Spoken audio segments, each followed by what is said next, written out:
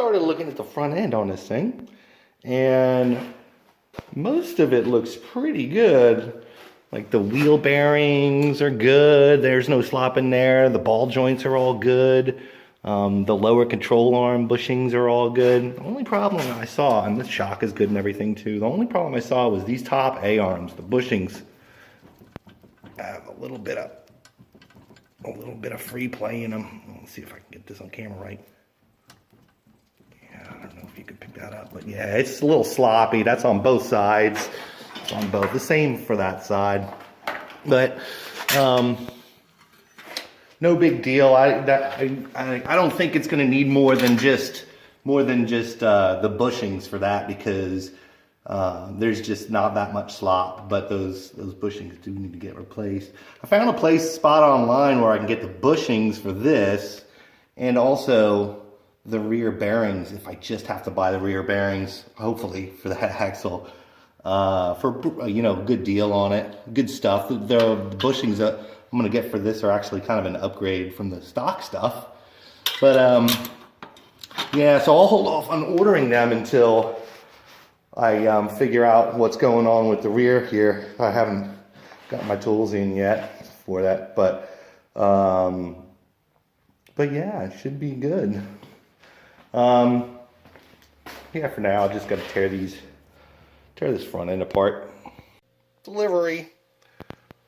Got some good stuff in the mail today. Some new packing material for our silencer. So that'll be good to go.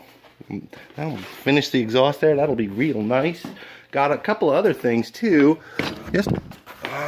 Got the top rod bearing for the piston. I got the base gasket for the cylinder.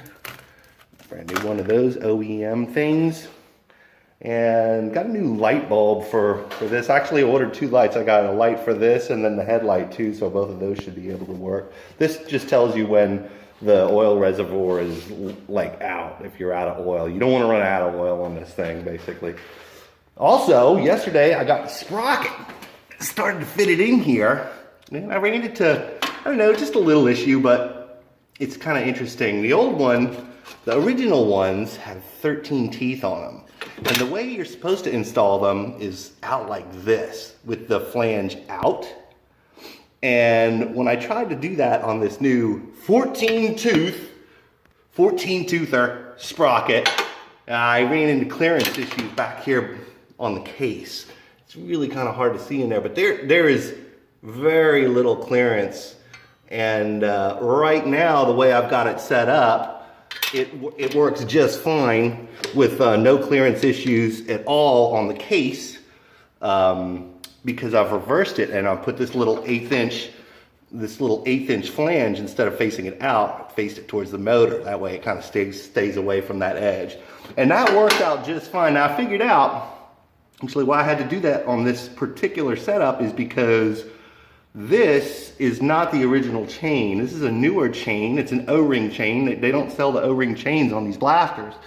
They're just regular chains when you buy them stock. But I was just fitting it up to make sure that I had enough distance, and it looks like I do. I haven't adjusted the sprocket length or the chain length on it at all. I'm not going to do any of that until I get that hub squared away, but I just wanted to make sure that I had enough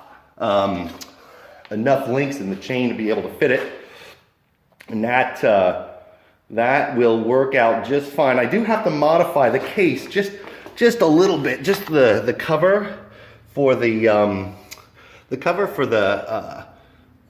I guess the stator or whatever, the generator, alternator, whatever it's called, like that part.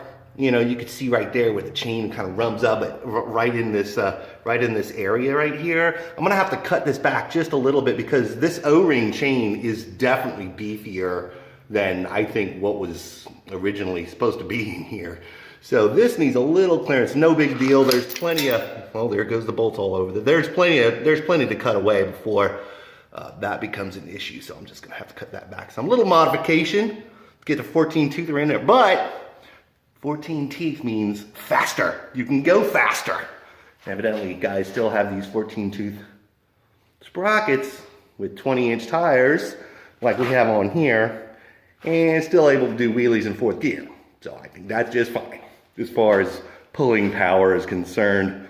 Also, got the front end tore down, all the A-arms off there in excellent shape, and got them all cleaned up. Just the bush ends, the top, the frame ends, and all of the hardware looks great. All of these ball joints are not serviceable. They're like part of the control arm. So if one of these are bad, you have to kind of replace the whole thing. But yeah, all the ball joints are good on them and everything. We just have to replace the bushings for the frame side, and it should be good to go. All of that stuff is just, this is all just degreased. Probably wipe it off a little bit more and clean up those dust caps a little bit, but everything looks really good. No cracks. All the sleeves are in good shape. So just need some bushings, and we can put that back together.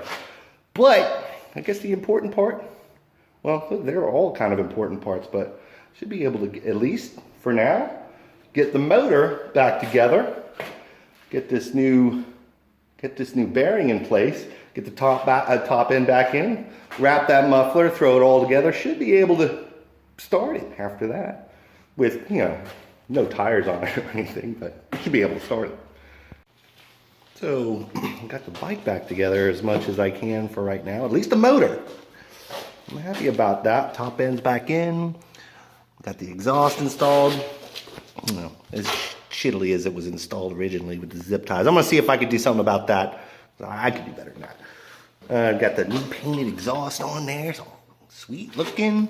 Got a new spark plug cap, new top rod bearing. Everything's back connected, so I really should. Well, I should try and start it.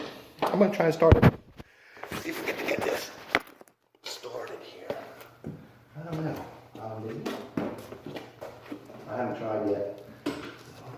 Put the choke out. I did turn the gas on jack stands too, so it's a little sketchy, but.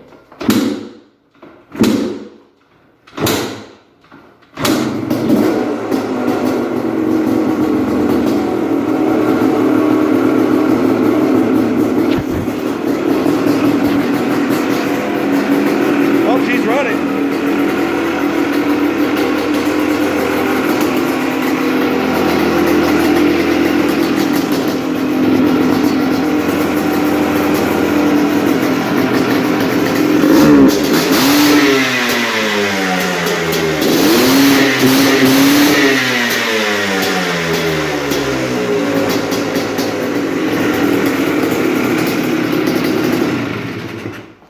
That sounds right. We'll see. Sounded good. Yeah, didn't it?